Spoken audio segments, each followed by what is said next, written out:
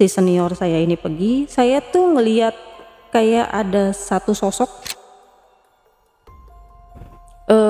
tinggi besar, berbulu, rambutnya panjang, tapi maaf payudaranya tuh agak besar kayak gitu, mirip kayak bebek gombel lah. Mirip kayak bebek gombel, itu sembari ngaduk. Kata saya, kok ini agak berat ya? Saya ngaduk-ngaduk ini kok agak berat, lama-lama agak berat tuh satu. Padahal masukin rangunya, tulangnya itu, balungannya itu tuh nggak terlalu banyak. Tapi kok berat, kata saya. Saya beginiin nih cantingnya. Cantingnya saya giniin. Saya nemuin tuh kayak celana dalam. Cuman wanita. Ya kurang tahu sih sebenarnya itu wanita atau prianya, tapi ya itu celana dalam yang udah kusam.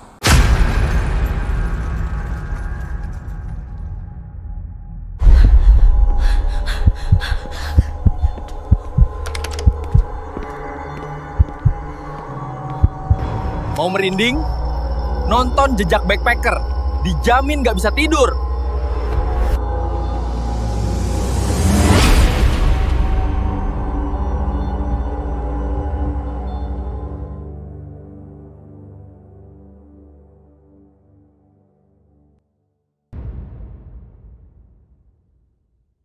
Assalamualaikum warahmatullahi wabarakatuh. Jumpa lagi dengan saya, Ale Jejak Backpacker. Tentunya dalam obrolan misteri Jejak Backpacker kali ini, kembali saya menghadirkan seorang narasumber yang pernah mengalami kejadian mistis. Seperti apa kisahnya? Langsung aja kita sapa narasumbernya. Assalamualaikum Kak Ayu. Waalaikumsalam. Gimana kabar Kak Ayu? Alhamdulillah sehat. Alhamdulillah sehat ya. Alhamdulillah pokoknya.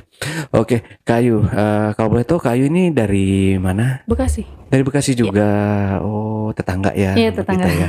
Tapi jarang main, tetangga juga. Main dong. Iya.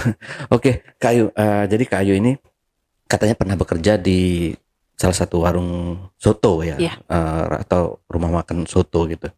Dan di situ ya ada ya pesugihan lah, kayak gitu ya. Nah ini bisa di-spill sedikit dulu aja ke penonton seperti apa pengalaman Kayu yang mau Kayu ceritain ini nanti. Iya. Jadi dulu saya pernah bekerja di salah satu restoran soto di Yogyakarta. Itu yang pemiliknya menggunakan pesugihan. Yang anehnya lagi saya pernah mendapatkan kayak celana dalam di dalam kualinya. Oh, masih baru? Kayaknya udah lama sih. Udah lama ya. Oke, disimpan dulu aja. Kalau gitu ceritanya kita lanjut setelah ini Kak Ayu ya. Tapi sebelum Ayu menceritakan pengalaman mistisnya lebih lanjut lagi, saksikan setelah OMG yang satu ini. Kopi Liong Bulan, nuansa legendaris di mana keunikan rasa dan aroma mengalir dari setiap biji kopi pilihan. Keistimewaan yang dipersembahkan bagi mereka yang menghargai cita rasa terbaik. Gurih dan aroma asli yang khas dibuat dengan sempurna. Kopi Liong Bulan, keajaiban dalam setiap aroma. Oke, Kak Ayu, udah siap? Siap. Ayo santai aja Kak Ayu, jangan terburu-buru. Oke. Biar cerita Kak Ayu ini bisa dinikmati sama penonton di rumah Siap. juga ya. Oke, silakan Kak Ayu. Jadi sebelum saya ke Yogyakarta, saya tuh pernah bekerja di salah satu perusahaan di Jakarta Utara. Memang yang duluan ke Yogyakarta itu suami. Suami lebih dulu kerja di sana selama 7 bulan. Sebenarnya sih saya udah nyaman sih kerja di Jakarta Utara tuh udah nyaman banget gitu di bagian keuangan. Nah, karena yang namanya LDR itu kan gak enak bang. Jadi memang sering terjadi cekcok nih sama suami nih selama 7 bulan inilah. Akhirnya dengan berat hati, oke, saya yang nyusul kamu ke sana. Anak-anak posisinya waktu itu gak ikut sebenarnya gitu loh. Jadi saya menyusul suami ke Jogja. Di Jogja itu saya bingung sebenarnya sesampai di sana mau kerja apa saya di Jogja. Karena ya setahu saya di Yogyakarta ini kan gajinya di bawah UMR Jakarta ya. Dengan saya yang penghasilan yang udah lebih dulu lah pengalaman gitu kerja di Jakarta, dengan penghasilan yang segitu di Jakarta, lalu saya pindah ke Jogja dengan penghasilan segini di Jogja, kan kayak compare lah gitu. Saya ini mau kerja apa di Jogja? Nganggur tuh saya selama beberapa bulan di Yogyakarta. Sampai akhirnya timbul bosan karena biasa bekerja kan. Tiba-tiba saya harus jadi pengangguran selama beberapa bulan saya di Yogyakarta. Akhirnya saya minta tuh sama suami, kamu punya gak sih info lowongan kerja biar saya nih ikut kerja lah, jangan nganggur gitu. Karena udah beberapa bulan kan saya di Jogja ini nganggur. Akhirnya kata suami, ada tapi di restoran saya, karena kan memang suami ini kan basically-nya kan di restoran Korea di kotanya, tapi kota Yogyakartanya. Kami tinggal di daerah Sleman. Ada tapinya di tempat kerjaan saya, di restoran saya sebagai kasir. Sebenarnya sih saya bisa aja gitu bilang, oke, saya mau gitu ngelamar gitu. Tapi kan saya berpikir lagi, kalau satu kerjaan sama suami, nanti ketika kita ada masalah pribadi gak enak nih bawanya gitu kan. Nah akhirnya saya bilang sama suami, ada gak sih di tempat yang lain, mungkin kamu punya teman selain di restoran kamu. Dia bilang ada, tapi di restoran juga, kamu mau gak? Dengan basic saya yang bukan orang restoran, saya berpikir, aduh, selain restoran ada nggak sih? Bukan mau menolak ya, tapinya kayak selain restoran ada nggak sih? Nggak ada, kata dia. Karena memang di Jogja ini kan lebih banyak kulinernya dibandingkan kayak kamu kerja kantoran atau kayak begitulah, kata dia ngomong gitu. Oke lah, dengan berat hati lah, istilahnya masih setengah-setengah lah gitu. Saya bilang, oke, saya mau, kata saya. Terus saya harus gimana? Harus kemana? Nanti saya hubungin dulu nih teman saya, masih ada nggak lowongannya. Terus saya tanya lagi, ini restorannya rame nggak? Bagus nggak? Karena memang basically kita sebagai bagian manajemen kan pasti yang dilihat latar belakangnya dulu nih perusahaan gitu kan. Kata suami saya, oh ini rame loh sebenarnya restorannya loh. Dia tuh nggak pernah sepi, katanya ngomong gitu kan. Nah akhirnya saya bilang sama suami, oke, saya terima. Saya harus gimana? Harus kemana? Harus apa dan apa yang harus saya siapkan? Nggak usah lah, nanti biar kamu hubungin aja teman saya. Saya bilang oke, kapan saya ketemu? Dihubungin tuh by phone sama dia. Ini lo bilangnya bukan istri sih sebenarnya, teman saya dari Jakarta mau ngelamar ke kerjaan kamu, masih ada nggak sebagai waiters waktu itu? Oke, kata dia, datang aja besok. Nyiapin tuh seperti biasa kan CV apa segala macem kan. Datanglah saya ke restorannya besoknya. Ketemu, kata dia, langsung aja ketemu dengan pemiliknya karena waktu itu temennya itu off, itu libur. Nah, akhirnya saya bilang, saya ketemu sama siapa? Oh, nanti ketemu aja langsung sama pemiliknya karena pemiliknya hampir tiap hari ada di restoran. Tiap hari ada di restoran, gak pernah libur. Datang tuh saya janjian waktu itu jam 1 siang. Tapi saya jam 12 sudah datang. Saya memang melihatnya itu restoran rame sih. Rame banget. Sampai kalau kata kita mah waiting list ya. Saking ramenya. Dengan view yang bagus sih. Kanan kiri sawah. Jadi dia restorannya tuh dua tingkat, di bawah ada kayak ada danau-danau kayak gitulah. Terus di atasnya dia kayak view-nya tuh kayak sawah-sawah sih, lebih ke sawah-sawah. Terus dia bisa ngelihat langsung ke gunung yang ada di Jogja tuh apa? Merapi. View-nya besar restorannya. Jam 1 siang saya tunggu, ini datang tuh pemiliknya. Saya bilang saya mau melamar nih, gitu kan. Dengan ya namanya mau melamar pekerjaan dengan profesional lah. Saya liatin CV saya, tanpa basa-basi saya langsung diterima. Tanpa melihat background, tanpa melihat salary, dengan umumnya orang interview aja lah. Kapan bisa masuk? Kata saya secepatnya, karena memang posisinya saya waktu itu nganggur kan. Secepatnya, kalau besok oke, katanya. Tapi dengan gaji masih 1,5 waktu itu. Bisa? Oke, kata saya nggak masalah. Karena saya berpikirnya daripada saya nganggur, lebih baik ya udah 1,5 itu oke lah saya terima gitu kan, buat ngebantu-bantu pemasukan suami. Saya terima 1,5 itu. Oke, besok bisa kerja pagi, sip pagi ya. Jam berapa masuknya Pak? Sip paginya dari jam 7 kita, tapi kita nggak ada sip-sipan gitu, nggak ada. Jadi dari jam 7 pagi sampai opening jam 10. Istirahat 2 jam. Oke, kata saya nggak masalah. Masuk tuh saya di besok harinya. Tanpa curiga, tanpa melihat keanehan, saya bekerja seperti biasanya selama 1 minggu.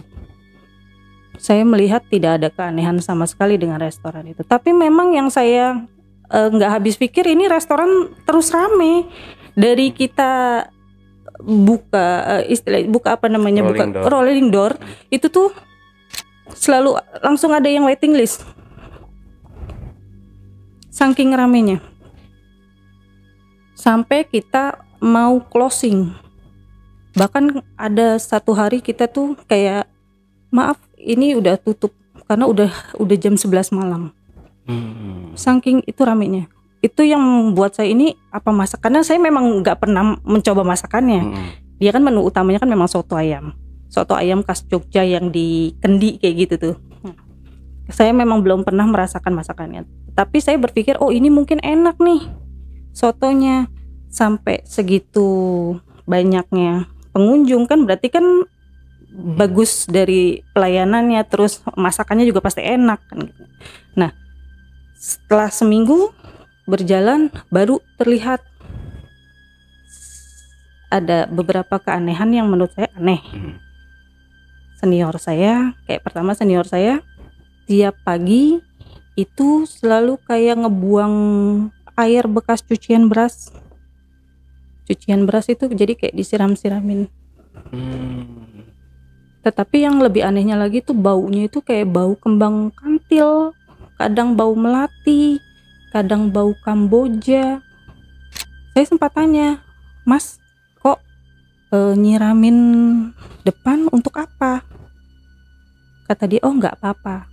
Kita namanya kita tinggal di daerah pedalaman, kita hormatin adat istiadat. Apalagi kita orang usaha. Oke, saya masih berpikir positif. Itu yang pertama yang saya melihat keanehan. Mulai nih semenjak 1 minggu saya bekerja ini, mulai nih keanehan masuk. Dari yang senior saya buang air, lanjut lagi ke dapur saya tuh selalu kotor tapi nggak boleh dibersihin. Entah mengapa dapurnya itu selalu kotor, kecuali tempat makan, meja-meja makan kayak untuk tamu.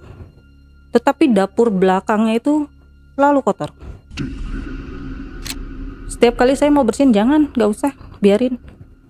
Piring-piring aja yang dibersihin, Mbak. Jangan area itunya, nggak perlu sampean sapu. Dengan logat-logat bahasa Jogjanya. Oke, kata saya masih berpikir, oh oke. Terus tuh tiap hari saya menemukan keanehan. Begitu juga dengan pemiliknya. Jadi pemiliknya ini setiap kali masuk itu selalu ke ruangan belakang. Jadi memang ada satu ruangan khusus di belakang dapur. Itu saya masih berpikirnya oh itu mungkin kayak kamar pribadinya lah. Tapi ternyata saya nggak tahu nih ini isinya apa. Tapi setiap pagi dia datang itu dia selalu ke situ dulu. 1-2 jam baru dia keluar. Jadi setiap hari itu selalu ada keanehan-keanehan yang terus saya dapatin. Terus lebih anehnya lagi ketika saya dapat bagian belakang, bagian cuci piring, karena waktu itu overload tamunya overload. Jadi saya dari waiters dilempar sama bagian kitchen nih, perbantuan dong di belakang kayak gitu kan. Nah akhirnya saya dilempar ke bagian belakang untuk ngebantuin bagian cuci piring. di situ saya dapetin lagi nih keanehan. Apa namanya, kayak saya ngelihat senior saya nih ngaduk-ngaduk soto, kuah sotonya itu tuh, tapi kayak ada yang dimasukin sama dia. Terus nggak lama si pemiliknya ini ikut kayak nyampurin bumbu, tapi di dalam kayak dibungkus kain mori. Kain mori itu kan putih gitu kan. Kain mori dibuka terus dimasukin ke dalam bumbunya. Jadi yang boleh ngeracik kuah sotonya itu si senior saya sama si pemiliknya. Selain itu nggak boleh. Saya sembari cuci piring, kata saya, kok nggak ada lagi yang bikin kuahnya selain mereka berdua gitu kan. Nah saya bilang sama teman saya, kenapa sih kok kuahnya itu harus si bapak yang buat? Kenapa bapak nggak mau? Oh itu ini mbak, katanya mungkin bumbu rahasia. Karena teman saya nih yang ini juga nggak tahu nih bumbu rahasia. Jadi hanya si kokonya doang nih yang boleh. Oh oke. Saya masih oke. Setelah si kokonya pemiliknya ini pergi, si senior saya ini pergi, saya tuh ngelihat kayak ada satu sosok tinggi besar, berbulu, rambutnya panjang, tapi maaf payudaranya tuh agak besar kayak gitu, mirip kayak bebek gombel lah. Mirip kayak bebek gombel, itu sembari ngaduk. Karena memang posisi di belakangnya itu tuh gelap sebenarnya, jadi hanya bantuan dari cahaya lampu, tapinya nggak terlalu terang, kayak remang-remang gitulah. Nah jadi saya sekilas, loh kok ini siapa? Tapi kan sudah merinding gitu kan. Nah saya nggak mau nengok terlalu lama ke belakang. Saya cuci piring lagi, terus saya nengok lagi, kok masih ada. Yang paling buat saya tuh paling jijik tuh kayak ada cairan yang jatuh ke kuahnya itu. Saya sampai mau muntah, tapinya gimana, tapinya kok udah keburu merinding gitu. Merindingnya tuh sampai dari ujung rambut sampai ujung kaki. Mau teriak tapi kayak seakan nggak bisa. Padahal saya kayak orang, aduh saya mau teriak nih, takut, tapi kayak seakan nggak ada yang ngedengar. Padahal posisi dari ruang cuci piring itu ke kitchen utama itu nggak terlalu jauh jaraknya. Tapi saya teriak segitu kencengnya, saking saya ketakutan tuh kayak nggak ada yang dengar, nggak ada yang nengok satupun. Udah merinding sekujur tubuh, saya teriak, tapinya nggak ada yang nengok. Akhirnya saya nangis, saya coba lari ke depan, karena kan memang saya bagian depan sebenarnya. Saya bilang sama leader saya, Mbak, saya mau di sini aja, boleh nggak? Saking saya takutnya, saya boleh nggak di sini? Terus kata dia, kan kamu lagi bagian belakang loh Mbak, nanti di bagian belakang saya, udah saya nggak mau, saya mau di sini aja. Saking saya sudah takutnya, terus saya sampai nangis. Terus dia nanya, loh kok kamu kenapa Mbak? Nggak apa-apa. Saya masih nggak mau cerita karena saya masih nggak yakin apa yang saya lihat. Walaupun saya udah mulai agak janggal ya, kalau buat saya, kita orang Jakarta sebenarnya bukan mau ini orang daerah, mungkin gimana ya, kalau ngeliat hal kayak gitu kan kayak masih agak janggal, apa sih kayak gitu, masih kayak begitulah Mas Bang. Jadi enggak, saya maunya di sini aja Mbak, saya ngotot tuh, saya nggak mau bagian belakang. Kamu kalau misalnya mau ke bagian belakang Mbak, tolong cari yang lain. Tapi saya sembari nangis ketakutan. Akhirnya sama leader saya, oh ya deh di sini aja gitu. Jadi saya bagian megang kasir waktu itu, karena kasirnya dioper ke bagian bartender, bartendernya ke bagian cuci piring. Jadi karena overload banget waktu itu, hari Sabtu overload banget. Jadi kita memang nih di rolling kayak gitu biar semuanya tuh kepegang, karena itu luas banget ininya restorannya. Jadi kalau kita dengan staff yang cuman ada 15 orang tuh kayaknya nggak cukup. Jadi makanya di rolling kayak gitu tuh. Udah ketakutan, akhirnya saya megang kasir. Itu kejadian itu tuh dari situ jadi sering saya jadi kayak ngalamin gangguan. sering diikutin. Jadi kayak ada setiap kali saya ke dapur kayak ada orang ngikutin saya. Jadi kayak ada, ini siapa sih gitu, ini apa sih, padahal dengan begitu banyak orang, banyak staff, tapi kayak ada yang ngikutin tuh. Terus saya pernah ngeliat juga di rumah makan itu tuh jadi kayak banyak anak-anak kecil main, tapinya anaknya betah tapi orang tuanya nggak betah gitu loh, kayak apa ya, ngajak pulang tapinya anak-anaknya nggak mau. Kalau kata mereka ada yang pernah ngomong gitu ke saya diajak sama tante itu, tapi nunjuknya ke area dapur. Jadi memang dapurnya itu tuh ini mas, apa namanya, jadi kayak kita nih kayak punya tempat sendiri dapurnya, jadi kayak ruangan sendiri gitu loh. Jadi pisah sama dapur, pendopo, baru tempat makan, baru kasir. Jadi ada pendoponya. Nah ini nih anak-anak ini nih biasanya mainnya di pendopo. Kalau udah dimain di pendopo pasti nujunya ke dapur. Mungkin mereka ngelihat sih yang seperti bebek gombel kayak gitulah namanya anak-anak. Tapi itu memang restorannya rame banget. Dari situ tuh saya sering banget ngalamin kejadian-kejadian sampai dibawa ke rumah. Pernah satu ketika saya pulang malam Jumat, lagi apa namanya ya, gantiin. Jadi kawan saya tuh nggak masuk karena sakit. Jadi saya pulang malam Jumat itu sampai jam 12 malam. Itu diikutin sampai rumah. Sampai saya tuh kayak dierep-erep gitu, dicekek gitu, gimana sih? Kayak padahal posisinya saya belum tidur. Posisinya tuh saya belum tidur. Jadi saya masih ngobrol sama suami saya. Saya bilang, oh ya tadi di restoran rame, saya capek. Saya kan saya mau istirahat. Kami nih sembari scroll, saya sedikit merem gitu, tapi belum tidur. Nah itu saya tuh kayak orang dicekek, tapi sosoknya yang saya lihat di dapur, rambut panjang, mukanya tuh hancur, terus payudaranya itu besar, ya bebek gombel kayak gitu. Wah kaget saya, langsung astagfirullahaladzim kayak gitu. Jadi kayak orang dierep-erep nggak bisa napas, saking kagetnya saya bilang teriak astagfirullahaladzim. Itu kejadian yang langsung dibawa ke rumah. Udah itu kejadian saya di rumah. Akhirnya besok saya kan kerja lagi, masuk pagi lagi. Dengan ritual yang sama, saya melihat senior saya tetap nyiramin air kembang tiap pagi. Terus saya ngelihat itu si Koko masuk. Dengan kejadian-kejadian aneh itu akhirnya saya berpikir ini restoran ada apa sih? Logis ya. Namanya kita biasa hidup dengan logika gitu kan. Jadi saya berpikir ini restoran ada apa sih?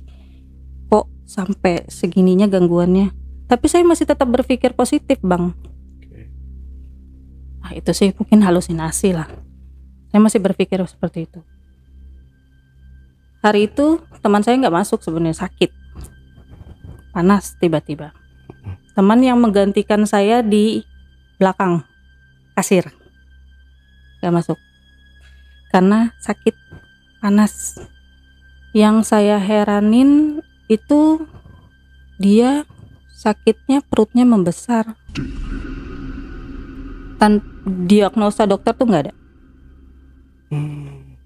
Jadi nggak kedetek diagnosa dokter. Jadi hanya bilang gangguan pencernaan kalau kata dokter.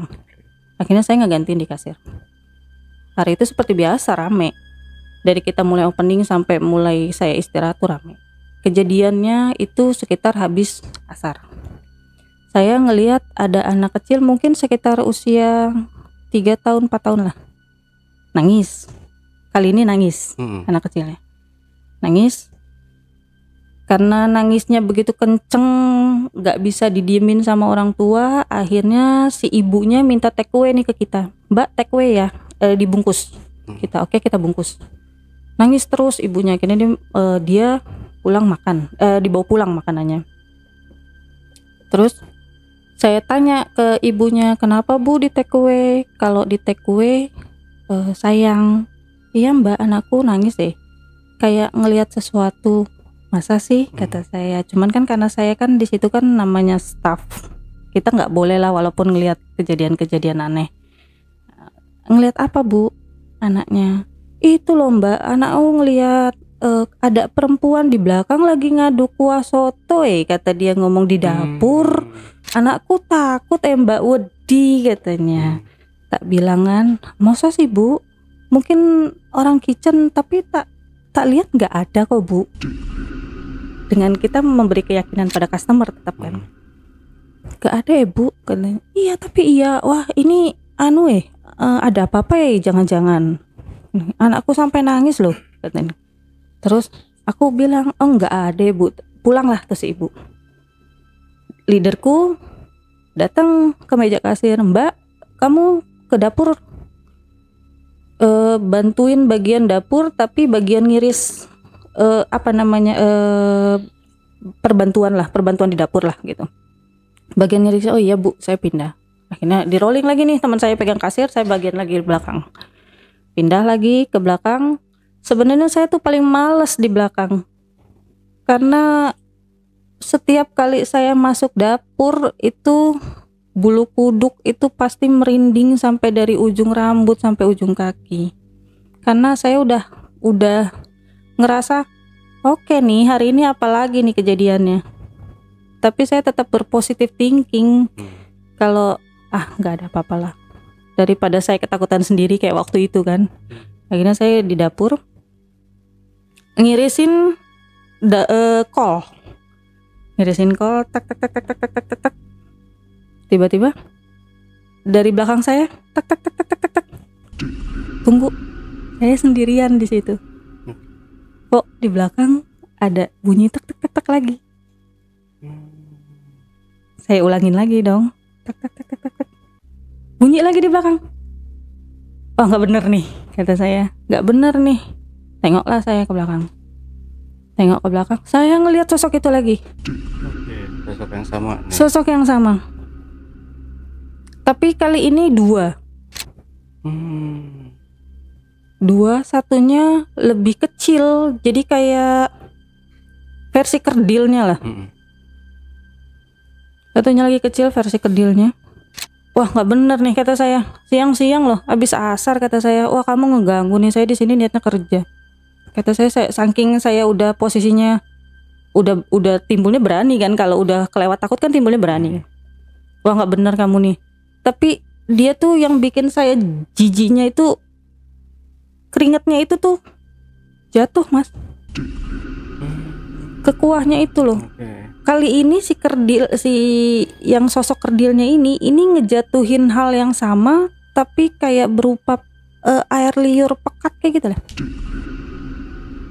Netesin kolnya, kol yang belum dipotong, yang belum saya potong. Wah kata saya di situ langsung muntah. Abis muntah langsung saya kayak mau pergi, tapi itu saya kayak nggak bisa. Yang saya bikin anehnya lagi ada suara giliranmu. Saya tanda tanya, apa nih maksudnya giliranmu? Giliranmu itu 2 kali. Ada suara giliranmu tapi di telinga. Setelah saya mendengar, saya kabur nih ke depan. Saya bilang lagi sama leader saya jangan taruh lagi di belakang Bu. Saya mau di sini aja, nggak apa-apa udah di sana.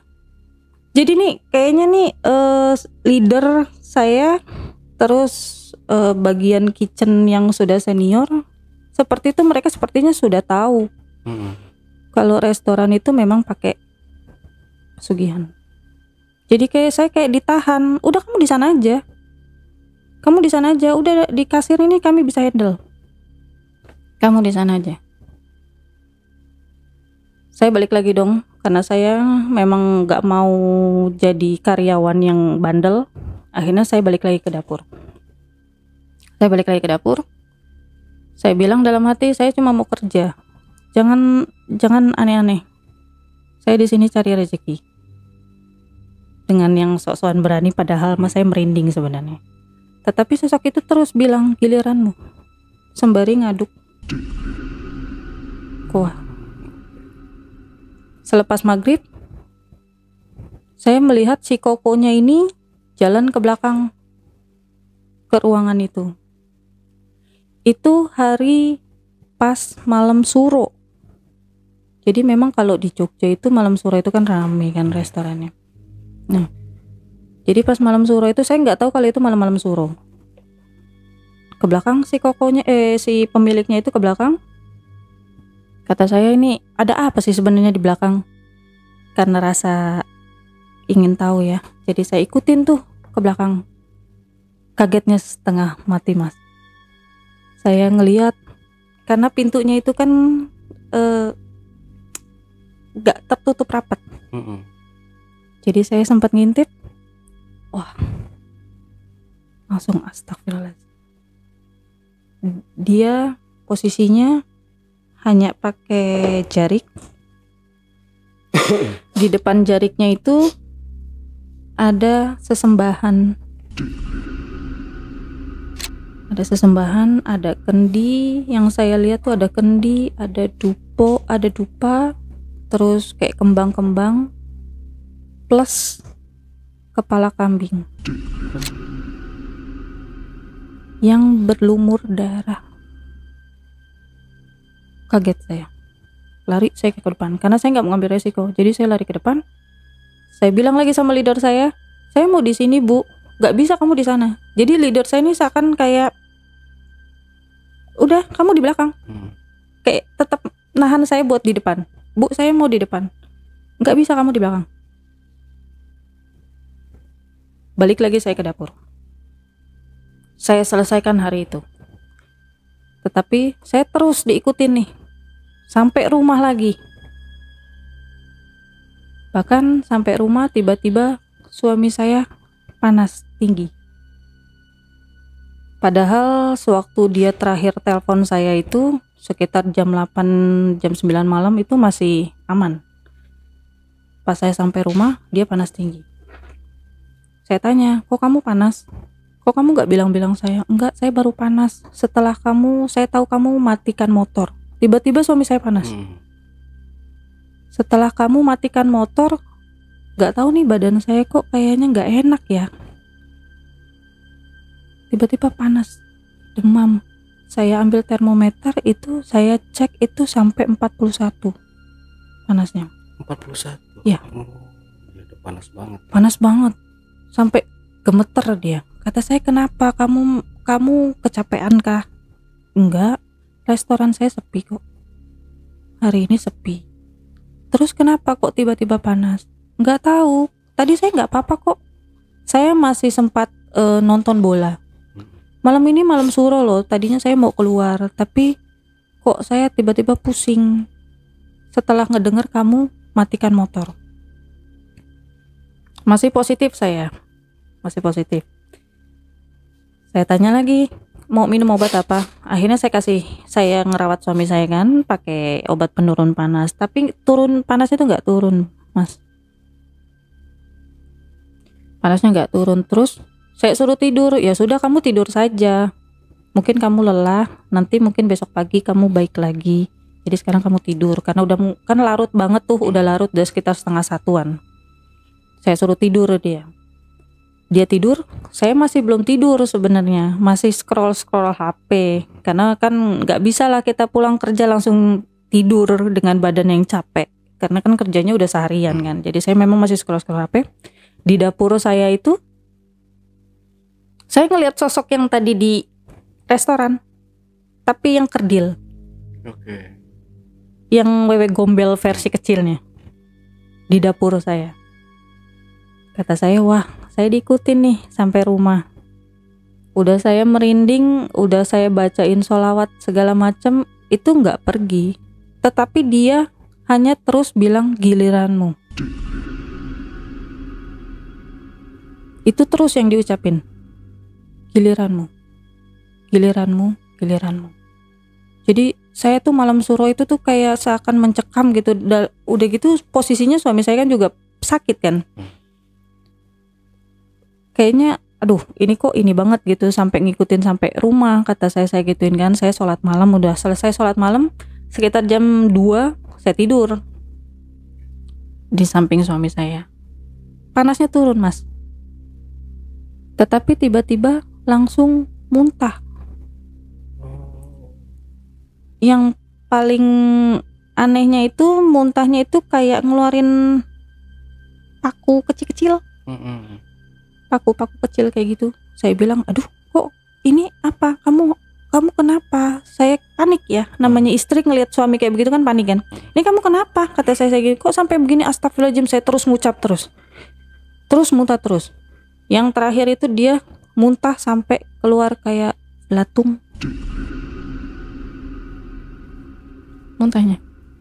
Terus dia bilang perut saya sakit. Kayak saya bilang besok kita ke dokter. Setelah itu saya suruh dia tidur, saya ambilin air, udah kamu tidur aja dulu, besok kita ke dokter. Tidurlah dia. Menjelang subuh itu panasnya turun, muntahnya turun, dia nggak muntah lagi, terus wajahnya yang tadinya pucat itu tuh kayak langsung kayak kita biasa begini lagi. Saya mau sholat subuh dong, kata suami saya. Oh oke, kata saya. Kok kamu udah enakan? Udah. Gak tahu nih tiba-tiba badan enakan. Itu menjelang azan subuh. Kan biasa kalau subuhan itu kan pengajian dulu. Itu langsung mukanya yang tadinya pucat itu langsung segar lagi. Langsung minta sholat subuh. Oke, kata saya sholat subuh. Masuklah saya. Kata saya hari ini saya harus masuk. Kata saya karena teman saya ini sakit. Mungkin kemungkinan nanti saya mau ada rencana untuk nengokin. Ini mas sampai masuk rumah sakit kan mas. Mungkin nanti ada rencana kami ini mau nengokin barengan sama teman-teman yang lain. Kata dia, iya oke, saya nggak kerja hari ini karena saya memang masih lemas. Oke, kata saya nggak masalah. Saya berangkat tuh. Saya setiap kali berangkat itu kan jam 7 pagi karena kan memang buka restoran itu jam 9. Tapi kan kita namanya kerja di restoran kan harus prepare dulu. Jam 7 pagi saya udah masuk. Hari itu saya kebagian jatah untuk bikin kuah soto. Biasanya nggak boleh dikasih sama yang lain. Tetapi hari itu saya kebagian dapat kuah soto, bikin kuah soto. Terus saya bilang sama leader saya, loh bukannya biasanya si bapak, si Koko, kata saya. Kok kenapa dikasih ke saya bu? Terus kata leader saya, nggak apa-apa mbak. Khusus hari ini kamu. Jadi ini leader saya ini seakan-akan kayak kamu aja, kamu. Apa-apa tuh kamu. Ya udah dong dengan oh iya udah bu nanti, tapi kan saya nggak tahu bu racikannya bu. Kan biasanya memang Koko yang suka buatin. Kata dia, nggak apa-apa mbak. Setahu kamu aja buat soto tuh seperti apa. Pasti nanti rasanya enak kok. Nggak penuh curiga saya hari itu mas. Bikinlah saya ke belakang.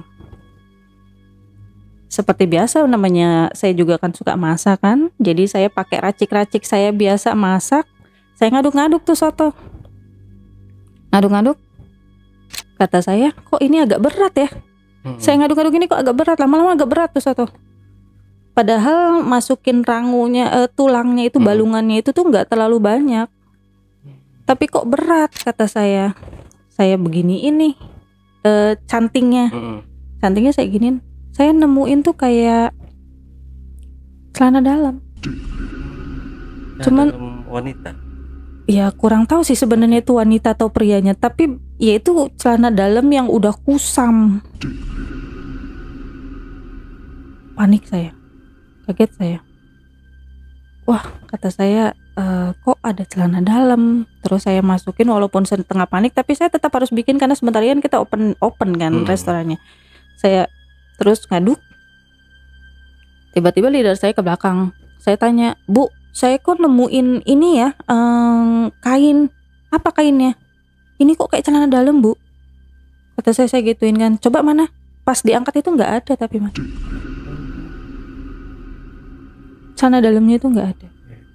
Saya tanya lagi, mana? Kata dia, mana ininya? Yang kamu lihat mana? Kamu jangan suka fitnah. Enggak bu, ini ada. Coba mana? Jadi agak sedikit berdebat nih saya nih dengan leader saya. Saya tarik lagi, memang nggak ada celana dalamnya itu. Akhirnya ya udah kamu nggak usah ngaco lah, masih pagi katanya. Udah kamu fokus aja kamu bikin, karena sebentar lagi kita tamu udah waiting list. Tamu tuh udah mulai waiting list. Itu udah hampir sekitar ada kali 15-an lah itu waktu waiting listnya. Udah kamu cepat, abis itu kita buka. Karena kuahnya belum jadi. Keluar tuh leader saya bikin lagi tuh kuah. Saya yang ngaduk, ada lagi itunya, celana dalamnya.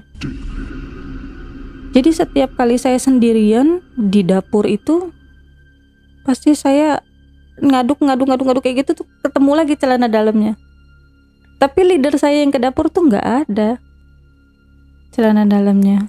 Saya berpikirnya oke, saya harus positif hari ini. Jadi udah saya selesaikan pekerjaan saya, habis itu saya ke depan.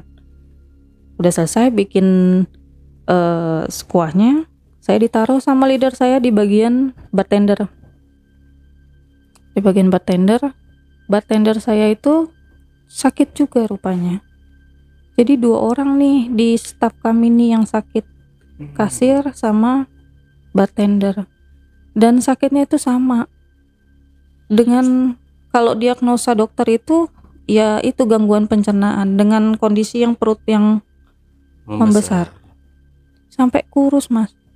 Kalau menurut teman saya itu kurus. Cuman kan saya, masa sih orang gangguan pencernaanku sampai kurus? Padahal kan baru berapa hari. Iya, coba nanti kita tengokin aja. Cuma kan saya masih berpikir, masa sih, masih terus berpikir logika lah kayak gitu kan. Hari itu saya ditaruh di bartender, terus saya ngelihat lagi nih sosok yang si Wewe Gombel ini ada di dapur.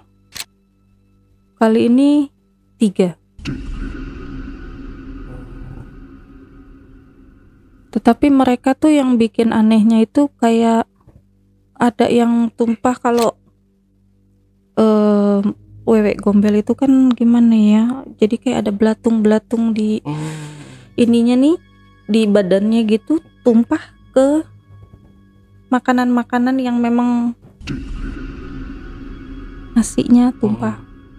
Di nasinya, kan di meja itu kan memang ada makanan. Nah, itu tuh yang satunya itu dengan kondisi yang banyak belatungnya itu, saya ngelihatnya itu ada yang ditumpahin di situ. Tapi karena posisinya kan saya di bartender, penasaran dong, saya masuk lagi ke dalam tanpa seizin leader.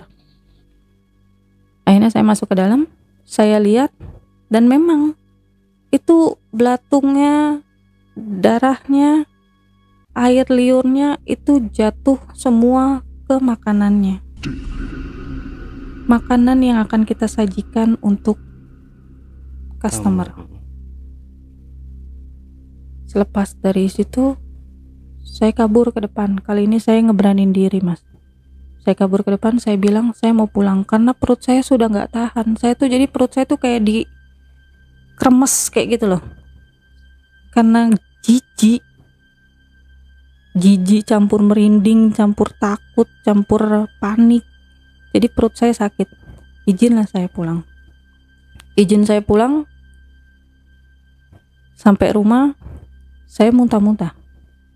Muntah-muntahnya yang saya keluarin itu belatung. Dan itu saya mengalami sampai hampir semalaman sih, sampai 4-5 kali tuh. Sampai suami saya kerja itu langsung pulang ke rumah karena saya muntah-muntah. Saya bilang saya muntah-muntah. Oh ya, saya pikir suami saya mungkin hanya muntah-muntah biasa. Ternyata pas saya fotoin, saya muntah, tapi ini ada ininya. Saya fotoin tuh ada belatungnya, belatung yang masih hidup kayak gitu. Itu sampai 4-5 kali. Dengan keadaan panik ya. Sampai suami saya tuh udah nggak usah ke dokter, kita panggil ustadz. Karena kan udah nggak wajar ya. Udah kita panggil ustadz tuh saya. Diruqyah lah kami. Diruqyah kami. Oke, malam itu kami sembuh. Aman. Tiba-tiba enteng badan. Berhentilah saya, tiba-tiba seger lah. Aman tuh hari itu. Malam itu kami aman. Dapat selang 2 hari. Saya mendengar teman saya yang 2 orang ini meninggal. Secara bersamaan? Iya. Jadi yang satunya pagi menjelang subuh, sekitar jam 3. Yang satunya itu malam sekitar jam 7:30 selepas isya. Yang lebih anehnya lagi, meninggalnya dengan perut pecah, keluar belatung, keluar paku, seperti itu.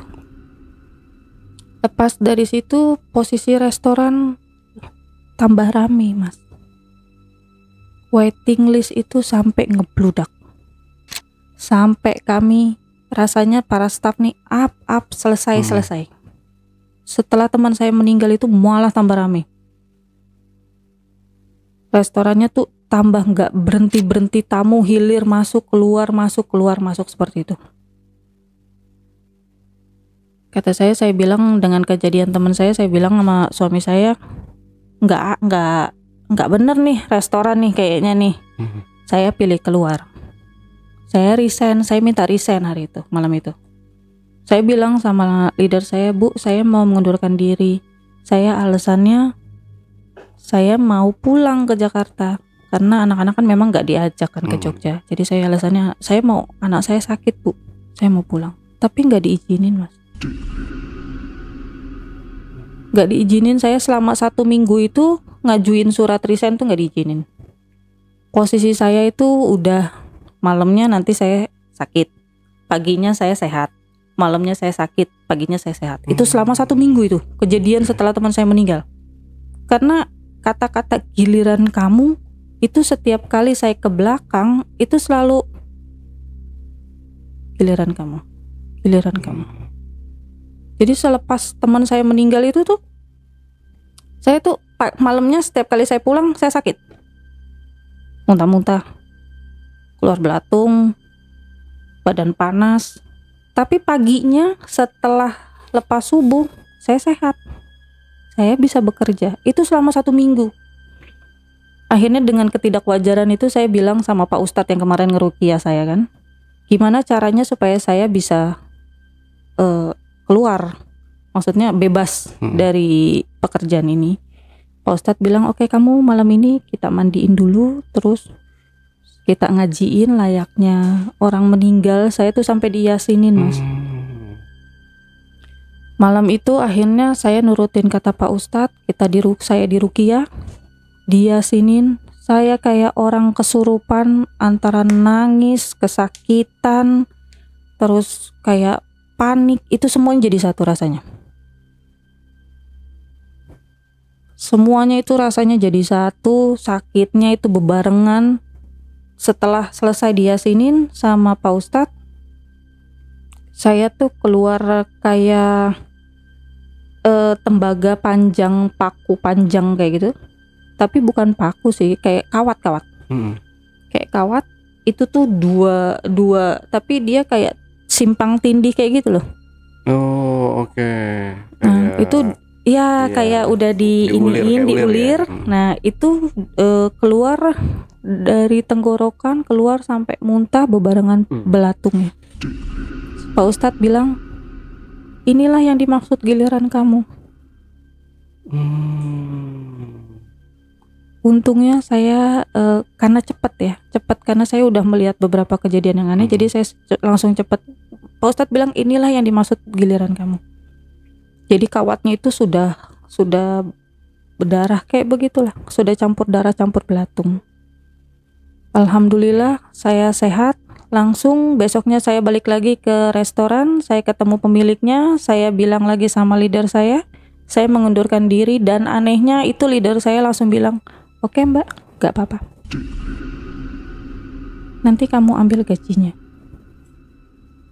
Keluar tuh saya hari itu, dapatlah saya surat resign saya pulang ke Jakarta. Dan setelah beberapa tahun, ada kali 1,5 tahun setelah saya keluar dari restoran itu, saya mendengar kabar bahwasanya si pemiliknya itu meninggal. Dan meninggalnya karena tidak dapat tumbal pengganti. Karena kan saya lepas. Akhirnya nggak lama dari, menurut cerita leader saya itu, jadi menurut cerita dari leader saya, nggak lama dari saya pulang, si kokohnya ini, si pemiliknya ini langsung meninggal. Seperti itu. Apa jadinya kalau Kak Ayu masih bertahan ya? Ya mungkin ya wallahu alam nih. Iya. Bisa jadi tumbalnya. Nah, bisa jadi karena itu udah kan ngeluarin kawatnya itu. Sampai Pak Ustadz aja bilang ini karena giliran kamunya itu tuh berkali-kali saya dengar giliran kamu. Akhirnya kenanya ke si pemiliknya. Suami istri satu keluarga. Suami istri? Iya. Nah, biasa yang datang ke resto itu suaminya aja si Koko Suaminya ini. aja si kokonya aja, tapi anaknya kena. Jadi yang meninggal pertama anaknya, istrinya, baru si kokonya. Oh, gila. Lalu soalnya karyawan-karyawannya sendiri yang mau ditumbalkan. Iya, karena sebelum teman saya yang 2 ini nih memang udah ada lagi jatuh korban sebenarnya. Udah 3 orang korbannya. Tuh. Ini berarti dia ngambil pesugihan wewe gombel gitu. Kalau namanya saya kurang paham sih Mas sebenarnya, tapi yang saya lihat ya muncul Wujudnya sosoknya ya. itu wujudnya itu wewe gombel. Wujudnya. Tapi kalau masakan Kak Ayu yang tadi yang masak racikan sotonya tetap ramai juga yang beli. Rame, karena kan memang udah diaduk sama dia juga setelah itu. Jadi memang rame. Cuman menurut informasi yang saya dengar itu setiap kali masakannya dibawa pulang rasanya hambar. Karena memang saya nggak pernah makan di situ. Nggak pernah, saya dari awal tuh memang nggak pernah makan. Jadi saya memang selalu bawa bekal dari rumah kan. Jadi memang sama sekali saya nggak pernah ngerasain masakan di situ. Cuman menurut informasi yang saya dengar, setiap kali masakannya dibawa pulang itu rasanya langsung hambar, kayak nggak ada rasa. Tapi sotonya sekarang berarti udah tutup dong. Tutup, Karena udah meninggal semua nih Tutup. turun-turunannya. tutup udah lama tutup. Tapi kenapa incarannya Kak Ayu bukan karyawannya sebelumnya, leadernya atau yang lain-lainnya gitu? Kurang paham kalau itu saya Mas. Karena saya juga sebenarnya pas masuk itu memang udah agak sedikit aneh ya. Karena kan yang namanya kita interview kan harusnya kita pakai lihat background, lihat gaji, lihat apa. Tapi dia nih ke si kokonya ini, si pemiliknya nih kayak, oke kamu bisa kapan? Besok masuk, yaudah masuk. Kayak gitu. Mungkin dia ngeliat weton kali ya dari tanggal lahir ya. Kalau orang Jawa biasanya seperti itu. Iya, jadi dia udah ngeliat amarannya, tanggal kan ada menyantumin KTP segala Iya, macam dong biasanya. di situ. Berarti kan di situ ada mungkin udah ngebaca, oh wetonnya ini yang Cocok nih. Biasanya gitu kalau ini. Jadi dari kejadian itu tuh saya sampai sekarang agak sedikit perasa sih sebenarnya, bukan ini ya bisa melihat tapi perasa. Jadi kayak aduh apa ya, ini ada apa ya, jadi perasaannya tuh kayak lebih kelihatan, lebih kebuka gitu karena kejadian itu, karena sering lihat wewe gombel di kitchen. Iya, iya. Aduh. Nah berarti setelah kematian kedua orang, pokoknya setiap ada korban itu pasti melonjak ya. Omset selalu naik langsung. Bisa 2 kali lipat. Teman saya itu bebarengan satu hari itu 2. Itu omsetnya 2 kali lipat langsung lonjak. Nih, bayangin. Nah, tapi kalau ada celana dalam juga cancut itu di apa namanya di Kuah soto. dalam kuah soto itu buat apa ya? Kan dia pakai pesugihannya terlalu wewe gombel dan itu syaratnya atau gimana sih? Bisa jadi syaratnya.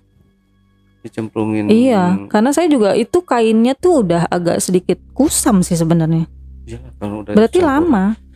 karena udah campur kuah soto kan. Walaupun gitu. mungkin Mas walaupun dicampur kuah, tapi kalau misalnya baru kan kain masih kelihatan ya. Tapi itu tuh kayak udah kusam, udah lama. Jadi kayak apa ya, kayak kain yang udah buluk lah gitu bahasanya. Iya benar. Ya kalau memang ya restoran atau rumah makan yang lain-lain gitu kan memang dia, apalagi kalau udah punya beberapa cabang gitu kan, berarti kan udah enak dan memang punya bumbu rahasia kan. Nah memang bumbu rahasia itu kan nggak boleh orang lain tahu kecuali yang pemilik nih biasanya gitu. Jadi dia entah masukin apa ke situ kan. Kalau selain itu bumbu-bumbu kan masih wajar ya. Tapi kalau misalkan dia masukkan sesuatu berupa benda yang bukan sayuran atau yang lain-lain itu kan memang aneh. Iya. Karena si kokonya itu, si pemiliknya itu masukinnya di dalam bungkusan mori. Kain mori, kain putih, kain kafan. Kalau kita bilang kain kafan. Jadi kayak ada yang bumbu dimasukin gitu. Ada juga yang saya lihat itu ada kayak melati. Tapi kayak melatinya udah dibongkar-bongkar gitu loh. Ya, udah dicopot-copotin gitu dari batangnya. Kan nggak nyaru kan, dicampur sama bumbu. Aneh sih memang. Serem. Ya mudah-mudahan ya kalau misalkan kita kerja di tempat yang bagus-bagus ya, jangan sampai pemiliknya melakukan pesugihan. Ngeri. Ya, lebih baik apalagi kalau jadi korban kita udah ngelihat tanda-tanda yang mencurigakan, ya segera ya keluar aja deh, lebih baik gitu, daripada nanti kenapa gitu. Walaupun banyak orang ada yang percaya, ada yang nggak percaya gitu ya, balik lagi ke teman-teman masing-masing lah gitu. Oke, Kak Ayu, dari sini ada yang mau ditambahkan lagi nggak nih ceritanya, atau ada yang mau disampaikan mungkin pesan-pesannya ke penonton di rumah? Silahkan. Kalau saya lebih kayak safety sih. Kita bekerja itu kan mencari uang, bukan mau memberikan nyawa. Jadi saran saya lebih ke safety. Jadi kalau kalian melihat ada yang sesuatu yang aneh, mendingan gak usah. Oke, Kayu, terima kasih. Oke, JPKers, setelah tadi obrolan misteri jejak backpacker bersama narasumber kita, Kak Ayu. Jangan lupa untuk selalu support channel YouTube Jejak Backpacker dan channel YouTube Ale Jejak Backpacker. Buat teman-teman juga yang punya pengalaman menarik dan ingin bercerita langsung di studio Jejak Backpacker, teman-teman dapat menghubungi admin melalui nomor WhatsApp di 0858 47683. Atau mungkin teman-teman kejauhan aksesnya untuk menuju studio Jejak Backpacker, teman-teman dapat mengirimkan cerita kalian melalui email di admin@jejakbackpacker.id. Wassalamualaikum warahmatullahi wabarakatuh. Oke, Kayu, terima kasih buat waktunya, sama-sama, buat ceritanya. Sama-sama. Ya. Semoga ini jadi pelajaran kita semua ya. Kalau cari kerja harap berhati-hati dimanapun berada. Dan yang pastinya selalu mendekatkan diri ke Tuhan ya. Sampai jumpa.